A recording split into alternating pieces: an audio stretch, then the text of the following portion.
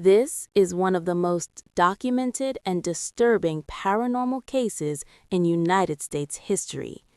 A case investigated by doctors, witnessed by judges, discussed by soldiers, and spoken about by a future president of the United States. Something invisible lived inside a family's home. It spoke in a human voice.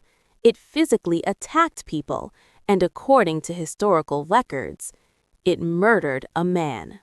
This is the true horror story of the Bell Witch. The year was 1817. The place was Adams, Tennessee, a small rural farming settlement surrounded by dense forests and quiet open fields. Life here was simple and religious. People trusted each other.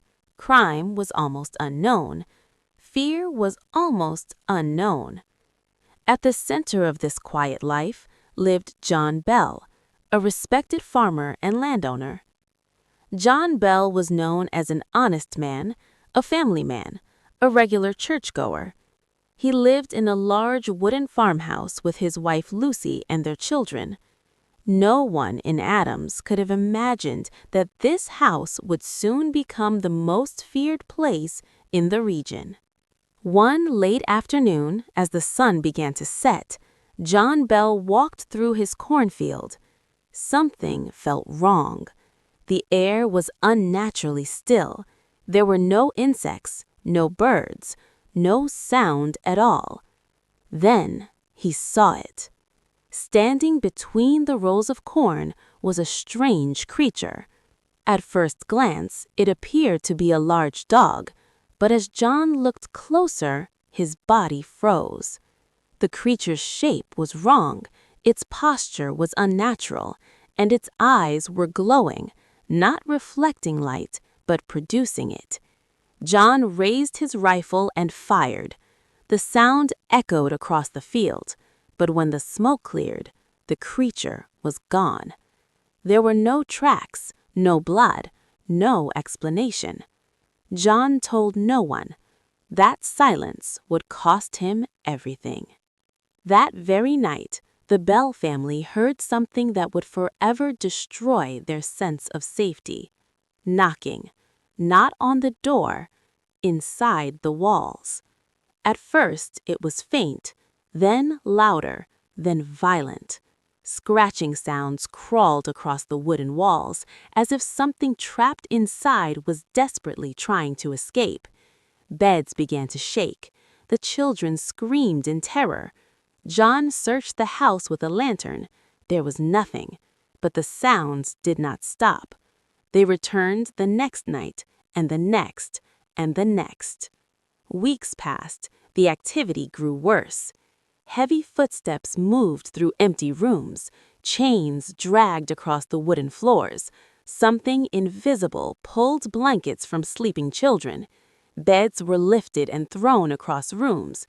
Cold air filled the house without reason. Neighbors stayed the night to help. They heard everything, and they never stayed again. Word spread through Adams. People stopped visiting the Bell home. Some refused to even say its name. One night, the sounds suddenly stopped. The house fell silent, too silent. Then a voice spoke, a deep, cold female voice, clear, calm, mocking. I am a spirit. I was once happy, but now I am disturbed. The voice knew their names. It knew their personal secrets. It knew details no stranger could possibly know. When the family prayed, the voice laughed. It mocked their faith. It mocked their fear. And then it said something that froze John Bell's blood. I will never leave this house. The entity soon focused its attention on Betsy Bell, John's teenage daughter. Invisible hands slapped her face, pulled her hair, pinched her skin. Witnesses watched in horror as Betsy screamed in pain while nothing could be seen. Finger-shaped bruises appeared on her body. The spirit whispered threats. It claimed Betsy would never marry. No prayer stopped it. No person could touch it. The attacks continued in public. People watched helplessly. Something unseen was physically harming a human being. Eventually, the voice revealed its identity. It claimed to be the spirit of Kate Batts, a woman who believed John Bell had cheated her during a land deal. The voice spoke intelligently, answered questions, sang songs, quoted scripture. It acted with purpose, and it made one promise very clear: I will kill John Bell.